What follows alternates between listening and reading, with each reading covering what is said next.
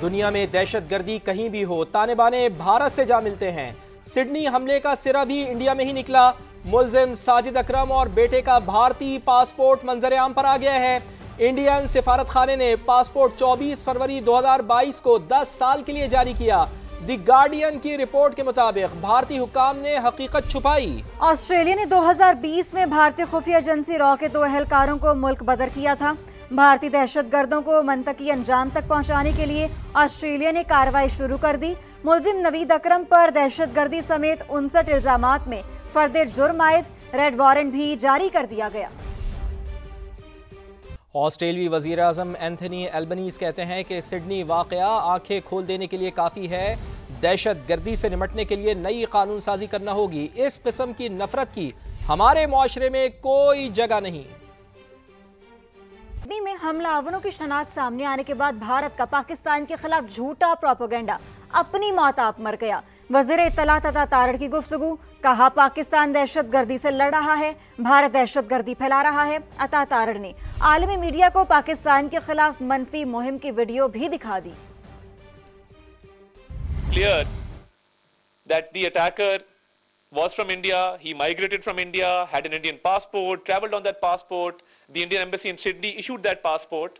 My question is that who's going to cover the damage that was caused to Pakistan through these fake posts and false information? Should we legal proceedings, should we request for an apology without getting into the proofs, without a credible source? Certain countries are blamed for these incidents without any verification. In Israel, in India, this campaign was proliferated and posted on social media platforms as well as electronic media platforms. Let me condemn the Bondi Beach, Sydney incident. 10 मई को अल्लाह ताला ने पाकिस्तानी कौम को अजीम फतह से नवाजा। दिल्ली से मुंबई और बंगाल से गुजरात तक भारत ये शिकस्त कभी फरामोश नहीं कर सकेगा। दुनिया भी सदियों तक याद रखेगी। वज़ीर आज़म मियां शहबाज शरीफ का हरीपुर यूनिवर्सिटी में लैपटॉप तकसीम करने की तकरीब से खिताब, वाज़े कर दिया कि पाकिस्तान की तरक्की इत्तेहाद से मुमकिन है, जादू टोने से नहीं। चारों सूबे मिलकर आगे बढ़ेंगे तो अस्करी मैदान की तरह मुल्क मौशी मैदान में भी अपना मकाम हासिल करेगा। अल्लाह ने पूरी कौम की दुआएं सुनी और 10 मई की सुबह अल्लाह ताला ने पाकिस्तान को फतह अजीम अता फरमाई। ये वो मौका था अफवाज पाकिस्तान का 6 मई और 10 मई के दौरान जो जंग लड़ी गई कि जिससे कि मोदी सरकार है उसको वो सबक सिखाया गया कि वो जिंदगी भर वो सबक कभी भूलेगा नहीं। क़यामत तक इंशाअल्लाह इस फतह को वो तारीख और तारीखदान याद करते रहेंगे। पाकिस्तान अक़वाम आलम में उसी मुकाम पर पहुंचेगा माशी तौर पर जिस तरह हम अस्करी तौर पर पहुंचे हैं, मगर वो किस तरह होगा? वो जादू टूने से नहीं होगा, वो सिर्फ और सिर्फ मेहनत, अमानत और दयानत से होगा, वो भाईचारे से होगा, वो इत्तेहाद से होगा। चारों सूबे मिलकर जब तरक्की करेंगे तो पाकिस्तान अजीम बनेगा इंशाअल्लाह। वतन की मट्टी मुझे एड़ियां रगड़ने दे, मुझे यकीन है चश्मा यहीं से निकलेगा। माफी चाहता हूँ, मेरे मुक्के से वो माइक बंद हो गया। मार्का हक में पाकिस्तान के हाथों जिल्लत आमेज शिकस्त भारत के लिए ड्राउना ख्वाब बन गई। भारत में सियासी और समाजी रहनुमा बशमूल अस्करी क़यादत का इबरतनाक शिकस्त का एतराफ। कांग्रेस लीडर पृथ्वीराज चौहान का कहना है 7 मई को फजाई लड़ाई में ही मुंह की खाना पड़ी। मजीद तैयारों ने मार गिराए जाने के खौफ से उड़ान ही नहीं भरी। ऑपोजिशन लीडर राहुल गांधी भी भारतीय शिकस्त और नाकामी तस्लीम कर चुके। 11 मई को भारतीय डायरेक्टर जनरल एयर ऑपरेशंस ने माना कि जंग में नुकसान तो होते ही हैं। 31 मई को भारतीय chief of defence staff general Anil Chauhan ने बयान दिया था कि अहम ये नहीं कि कितने तैयारे गिरे, बल्कि क्यों गिरे ये अहम है।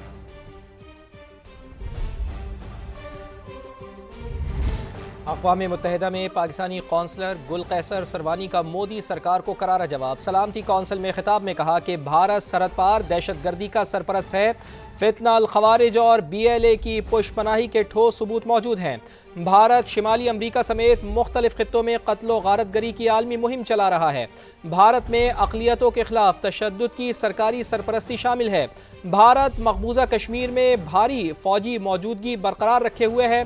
भारत बुनियादी आज़ादियों को कुचल रहा है, आज़ाद आवाज़ों को खामोश कर रहा है। भारत इलाके की आबादियाती साख्त को तब्दील करने के इक़दामात कर रहा है।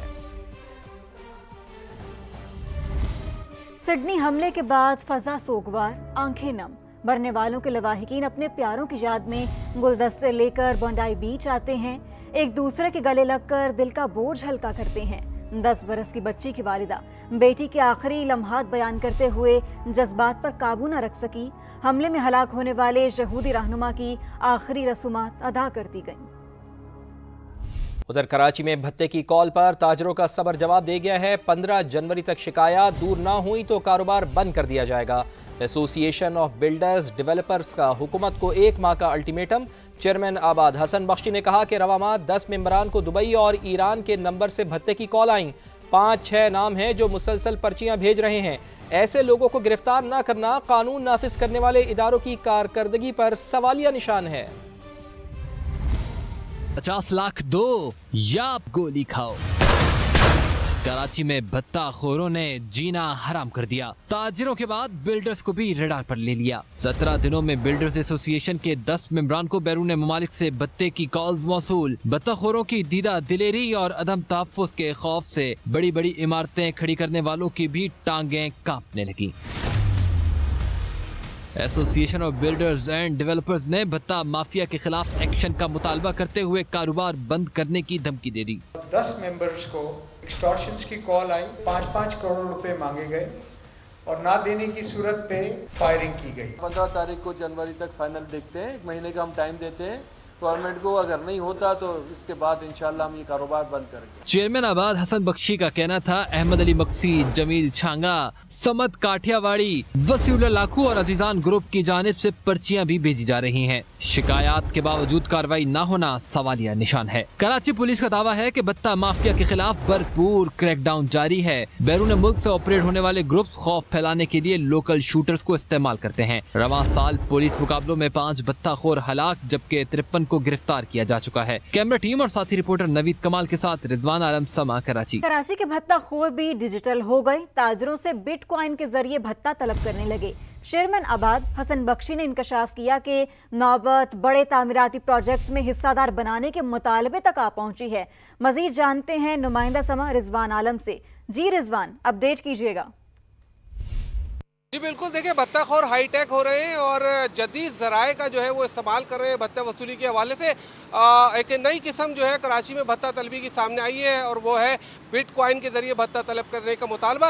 आबाद के चेयरमैन हसन बख्शी ने इसकी तस्दीक की है कि उनके मेंबरान को जो है वो भत्ताखोरों की जानिब से जो है वो डिजिटल करेंसी यानी बिटकॉइन में जो है भत्ता वसूली के पैगामात भी मौसूल हुए हैं। ना सिर्फ ये है बल्कि इसके साथ साथ जो है वो जब व्हाट्सएप नंबरों का भी इस्तेमाल कर रहे थे और बैरून मुल्क ममालिक बैठकर बैंक अकाउंट और भत्ते की पर्चियाँ, फ़ोन कॉल्स के बाद अब डिजिटल भत्ता वसूली की इत्तलात भी सामने आई है। यहाँ तक भी पता चला है कि वो ये 1 हफ्ते का टाइम भी देते हैं और कहते हैं कि इस दौरान में आप जो है हमारे बारे में पूरी मालूमात कर लें। अगर उसके बाद भी आपको कोई तहफ़्फ़ुज़ दे सकता है हमसे तो बच जाएं, वरना अदरवाइज भत्ते के देने के लिए तैयार हो जाएं। नौबत यहाँ तक पहुँच गई है कि बड़े बड़े प्रोजेक्ट्स में जो है वो ज़मीन मांग रहे हैं या बड़ा हिस्सा मांग रहे हैं। रिजवान, बहुत शुक्रिया, आप हमें आगाह कर रहे थे। खैबर पख्तूनख्वा की आधी असम्बली इस्लामाबाद पुलिस को मतलूब है।